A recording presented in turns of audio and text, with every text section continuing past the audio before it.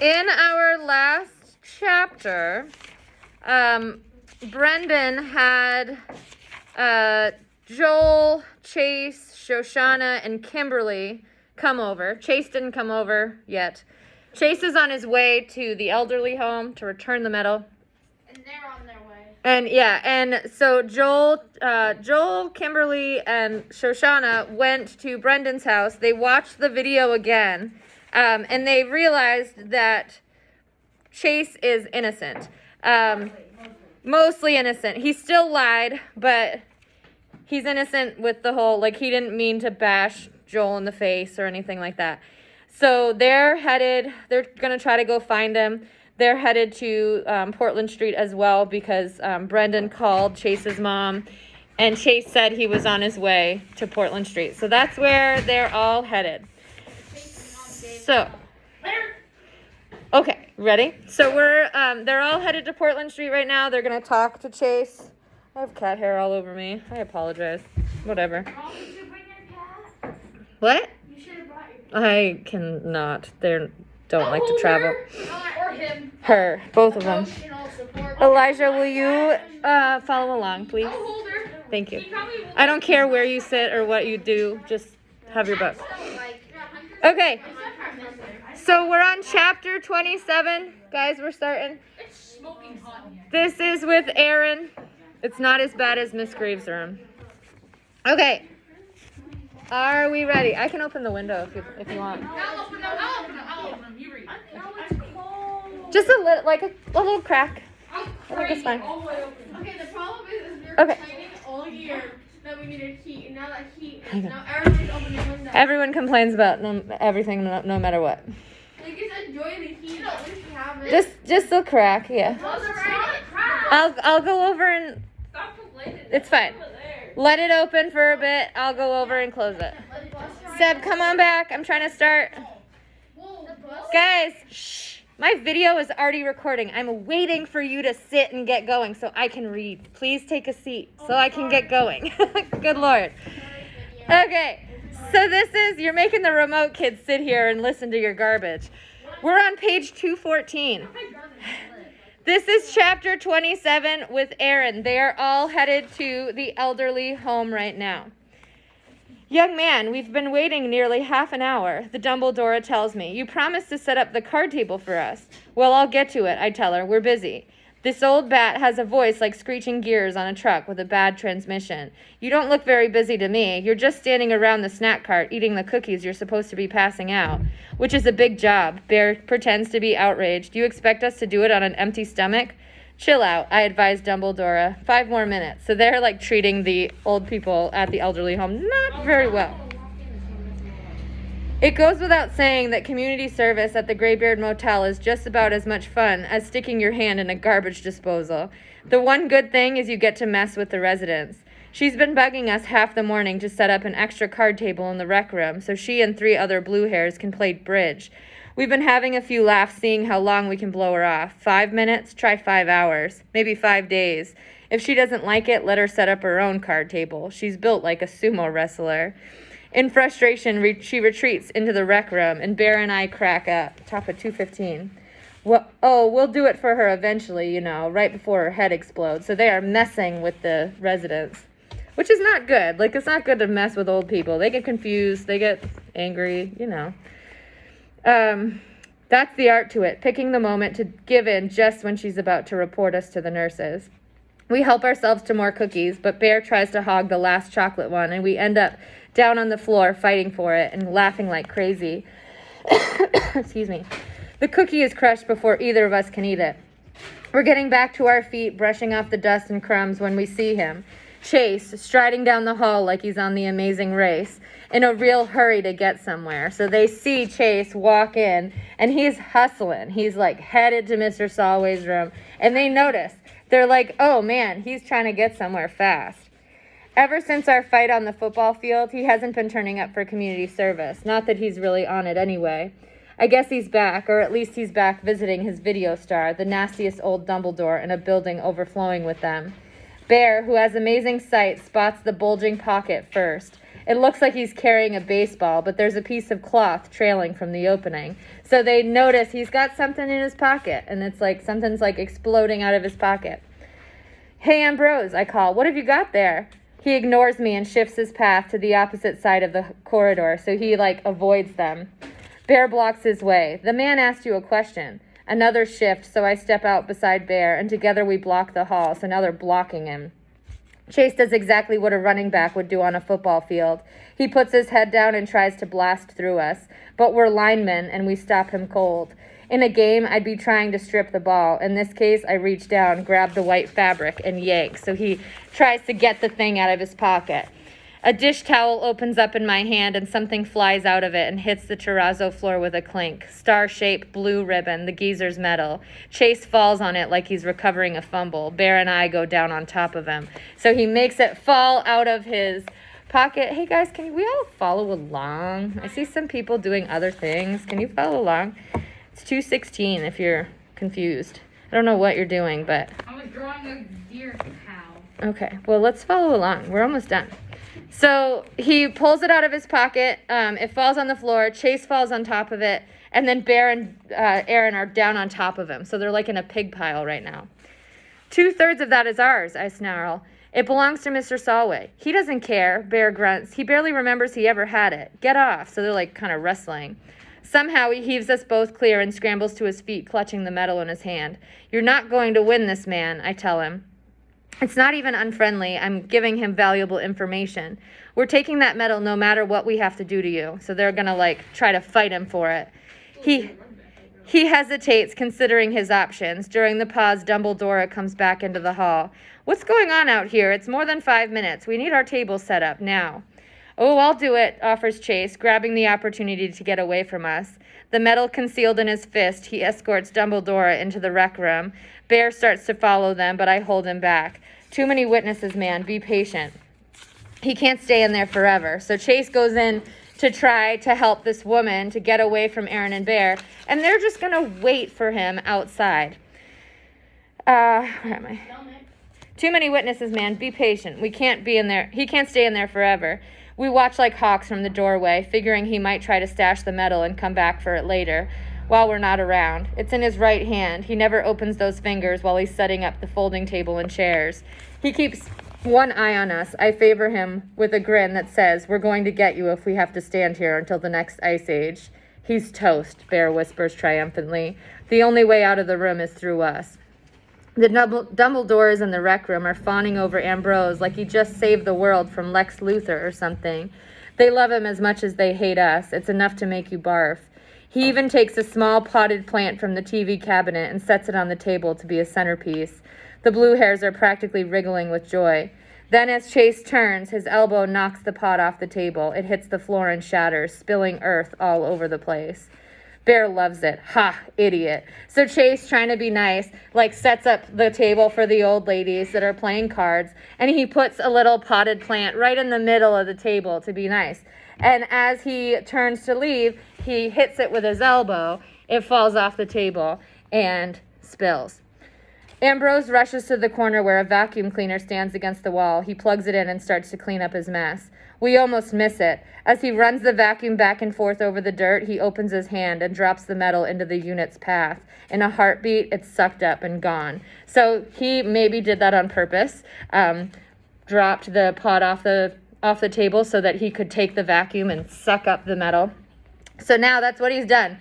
Cleaning up, sucks up the medal. Now it's inside of the vacuum cleaner. Yeah. What if the metal breaks? It can't. And I would be surprised if a vacuum could really suck up a heavy metal, but it happened. He glances over his shoulder to see if we noticed. I pretend we didn't, but Bear's face is bright red, which is a dead giveaway. Chase is vacuuming toward us now, speeding up, breaking into a run. The plug pops out of the wall. The vacuum falls silent. He keeps moving, though, charging at us. So now he's running at them with this vacuum cleaner that's now unplugged. He's running at them. The metal's inside it. He keeps moving, though, charging at us. Bear and I block the doorway and brace ourselves to deck him again. Just before impact, he lifts the vacuum cleaner like a battering ram and slams into us. So he puts it, I think, like a battering ram. It's like, isn't it one of those cop things that you, like, break down the door? Yeah. So he puts it up like that, and he runs through them like pushes them with it. Top of 218. We're both knocked back onto our butts, choking in a cloud of dust that the collision forces out of the filter bag. By the time our vision clears and we struggle back up again, Ambrose is almost out of sight down the hall, still cradling the vacuum cleaner. We stare at each other, and the minute we get our breath back, we chorus, "Get him!" We take off after our star running back. We've never been able to outpace him before, but this time he's carrying a vacuum cleaner, not a football. That's bound to slow him down. All right, so he's off with the vacuum cleaner, which also includes the metal in there. So we're gonna at least read the next one. We'll see how we're doing after that. So this is, keep reading. we'll see. This is chapter 28, Shoshana Weber. It's 2:19. By the time I get to Portland Street, I'm walking so fast that the others are half a block behind me and running to catch up. Chase. I didn't think I could be madder at him than I already am, but this almost makes it worse. He's innocent of the attack on Joel. I saw it with my own eyes. It was easier when I could just hate his guts, no questions asked. But it's not as simple as that. Now, every time I work myself into a good rage, I'll see him trying to protect Joel or working with the video club or interacting with Mr. Solway, and that will ruin everything. It's the mix of good and bad that makes my head spin. Worse, a lot of the mean things I said turn out to be wrong, and it might be too late to take them back. So she's feeling some regret about some of the things she said to him. She feels bad. Yeah, the wood chipper is a pretty rough thing to say about someone. In the lobby, I wait for the others to catch up and drag them down the hall to Mr. Solway's room. I knock on the door, but burst inside without waiting for an answer. The old man is doubled over in his favorite chair, working at his sneaker lace with intense concentration. Spying me, he exclaims, "Well, don't just stand there. Come on in and help me undo this knot." I don't bend in the middle like I used to, and when I do get close enough, I can't see it. Top of 220. I step inside and the others follow. By all means, Mr. Solway adds, invite the whole world. Watch the old codger trying to untie his shoes. Who's bringing the popcorn? You're going to have to blow up the balloons yourselves. I haven't got the wind for it. So he's so funny. I really like him. So he's in his room. He's trying to tie his shoe, and he's struggling. And Shoshana walks in, and then I think Chase, Aaron, and Bear all just came in. So this poor guy, he's just like being bombarded with all these kids. There's like Brendan and Joel and them. Oh, okay. Sorry. So Chase isn't there yet, but Shoshana, Brendan, Joel, Kimberly are all there. I don't know. I kneel down. I think he's coming. I kneel down and pick the knot out of his shoelace. Mr. Solway, I ask breathlessly, has Chase been here yet?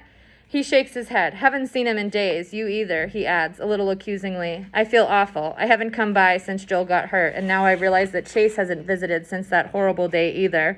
It never occurred to me before, because my only thoughts about Chase were how much I despised him. But to Mr. Solway, it must look like we didn't need him anymore because our video was finished, and we just tossed him aside.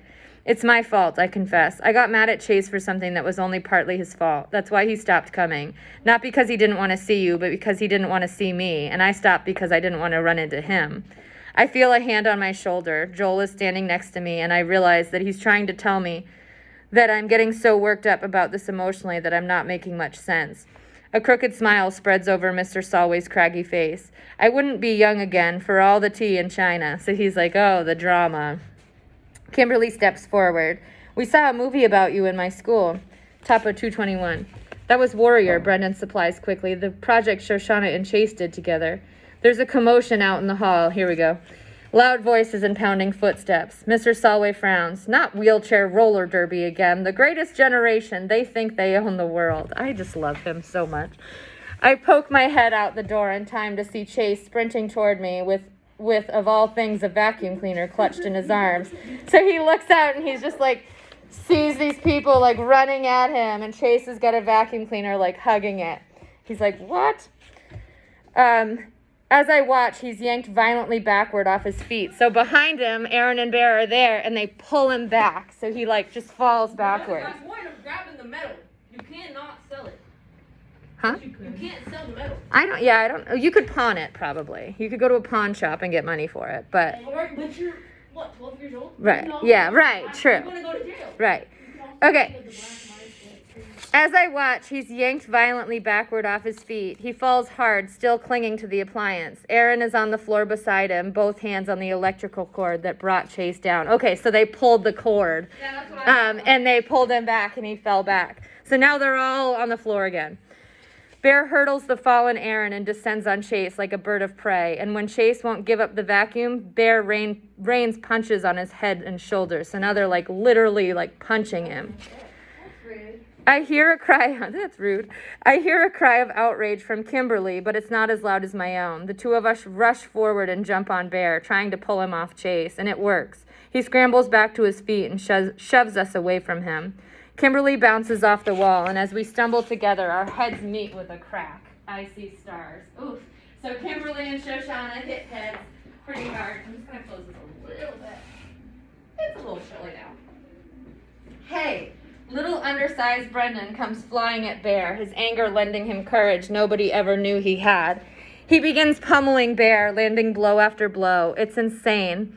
So who, Brendan? Yeah, Brendan right now is beating up Bear, which is crazy. I love Brendan. He begins pummeling Bear, landing blow after blow. It's insane. David versus Goliath. He isn't even making proper fists. His thumbs stick out like apple stems, so he's like doing this. Yeah. He doesn't even like know how to punch. Then Bear's shocked expression turns to cruel glee, and he laughs. And he laughs even as Brendan continues to flail at him. So Brendan is kind of a superhero in this, running in, trying to punch people. Probably never thrown a punch in his life. Finally, top of 222. Finally, he hauls off and catches his much smaller assailant with a bone-crushing uppercut to the jaw. Brendan lifts off the floor and lands 6 feet away. So Bear comes back with an uppercut, which is like up on your chin. So Brendan's pummeling him, like punching wrong. Yeah. And then Bear just winds up and hits him under the chin, and he goes flying. Okay, top of 222. Amazingly, Brendan gets up, his chin bright red from the punch, and starts for Bear again. Brendan's continuing to go. Yeah, get him! I know. Chase is on his feet, reaching out to hold Brendan off. It's a good idea. Those two gorillas could really dismantle him. Aaron snatches the vacuum off the floor and draws it back like a baseball bat, and the ball is Chase's head. So Aaron grabs the vacuum, takes it over his shoulder, and is like about to hit Chase in the head with it. That's messed up. I rasp a warning. Chase! Mr. Solway's walker comes freewheeling down the hall. It slams into Aaron's kidneys just when he's off balance for the home run swing. So just as Aaron winds up with the vacuum cleaner, he's about to hit Chase in the head with it, and Mr. Solway takes his walker and just throws it. Yeah, pretty funny. Okay, shh. Mr. Solway's walker comes freewheeling down the hall. It slams into Aaron's kidneys just when he's off balance for the home run swing. He and the vacuum tip over backward onto Bear. 3 of them, Aaron, Bear, and the Hoover, clatter to the floor. Thank God for Mr. Solway, because Chase was just about to get amnesia all over again. All right, ready? Ha! Bullseye! Exclaims Mr. Solway with satisfaction. There they are! Shh. I'm so glad you're having this reaction, but... The heavy doors at the end of the corridor are thrown open, and Joel appears, leading Nurse Duncan and 2 security guards. So Joel, in the meantime, went to go get help. What a lame-o. Way to go. Even Brendan burned it up. All right. Way to go, Joel. At least somebody has the brain to go for help. Aaron and Bear are ready to fight for another round, but the arrival of security and the head nurse puts an end to the action. Brawling in the middle of court-ordered community service won't look good on their records. Top of 223. Bear points an accusing finger at Chase. It's his fault. So last-ditch effort, Bear's like, it's Chase's fault. That's like a little kid thing. Yeah. Oh, you're 3rd grade. Yeah, right. Nurse Duncan is in a towering rage. What is? Residents are beginning to appear in doorways to investigate the cause of the disturbance, so the head nurse drops her voice. What is all this insanity about? In answer, Chase pulls the filter bag off the Hoover and dumps the contents onto the floor. He digs through the mound of fuzz and dirt and comes up with a star-spangled ribbon, gray with dust. So he opens the filter bag and lets the medal out. Dangling off the end of it is the highest and most renowned military decoration any American soldier can earn, the Medal of Honor. Not even the contents of the vacuum bag can dull its brilliance. Is that mine? Mr. Solway asks in amazement. Chase nods. I took it from you. I don't remember doing it. It was before my accident, but that's no excuse. He hands it to its rightful owner and bows his head, shamefaced. It was the old you, Brendan mumbles around a rapidly swelling jaw. There's only one me, Chase says it so quietly that I can hardly hear him. Mr. Solway turns the medal over in his fingers. He seems stunned. What about those two clowns, he asks. Were they in on it? Aaron and Bear turned terrified eyes on their former best friend, so he could either bring them down with him or he could take all the blame. It was just me, Chase replies. I took it and I hid it behind a loose cedar shake on the roof of my house, so he takes it all. That's what I was doing when I fell. Top of 224. I guess I got what I deserved. He shakes his head. I don't know why I would do such an awful thing. I must have thought I could sell it. Mr. Solway looks shocked and very sad, so he admits it, he takes all the blame for it, and he gives it back. I almost speak up for Chase, but the sight of the stolen medal strikes me mute. Good Chase, bad Chase. There's no question that we're looking at the handiwork of the worst one of all. I can tell that Joel wants to support Chase, but he doesn't know what to say. He's the quiet twin. I'm the mouthy one. Brendan's jaw is turning purple, so he's not talking either. Kimberly's completely lost. And Aaron and Bear are so relieved that no one's blaming them that they're keeping their mouths shut too. Excuse me. The only words come from Nurse Duncan. Well, I have no idea what any of this is supposed to mean. The one thing I understand is that a crime has been committed here. She takes a deep breath. I'm calling the police.